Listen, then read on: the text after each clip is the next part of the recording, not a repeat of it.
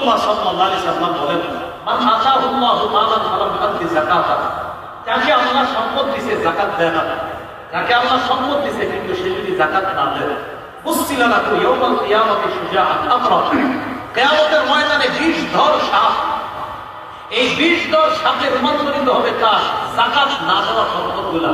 হওয়ার পর এইভাবে আপনার সামনে ফানা ধরে বলবে, আনা কানজুকা আনা মালুকা, আমি তোমার সঞ্চিত সম্পদ, আমি তোমার সেই মাল, যে মাল তুমি যাকাত হিসাবে দেওয়ার কথা ছিল দেওয়া নাই।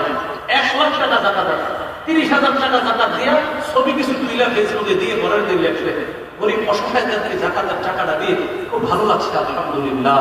দিছে কত? 30,000। বাকি রইল কত? বলেন সাপ। বাকি দিছে, বলেন সাপ। সবাই বলেন সাপ। খুব ভালো লাগছে, অসহায়দেরকে সহযোগিতা করে কত? 30,000 টাকা জরুরি সারিয়ে দিছে।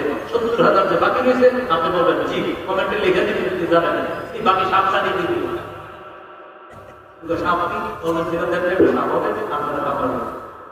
আল্লাহ আমাদেরকে হেফাজত করুন।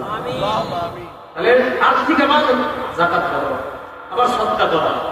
আপনি চুপে চুপে কোনো অসহায় বিধবা নারীর খোঁজ খবর দিতে পারেন, আর্থিক ইবাদত। কোনো এতিম মিসকিনের সহযোগিতা করতে পারেন অর্থ দিয়ে, এটা আর্থিক ইবাদত। সহিহ বুখারী 5353 কত হয়? 5353। এই হাদিসের মধ্যে আসছে রাসূলুল্লাহ সাল্লাল্লাহু আলাইহি ওয়াসাল্লাম বলেন, السعي على القافلة والمسكين كالمجاهد في سبيل الله أبي قائم الليل صائم النهار।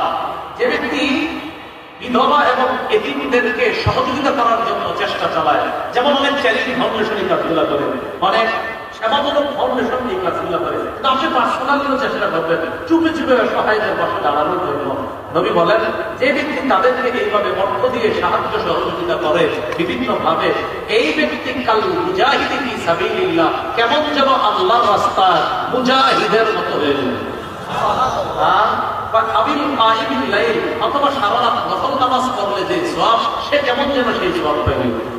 আর আমি সাহিবিন নাহার, সারাদিন নফল রোজা রাখার যে আমল, যে ফজিলত, সে এইভাবে অর্থনৈতিক সহযোগিতা করার কারণে আল্লাহ তাকে সেই ফজিলত দেন।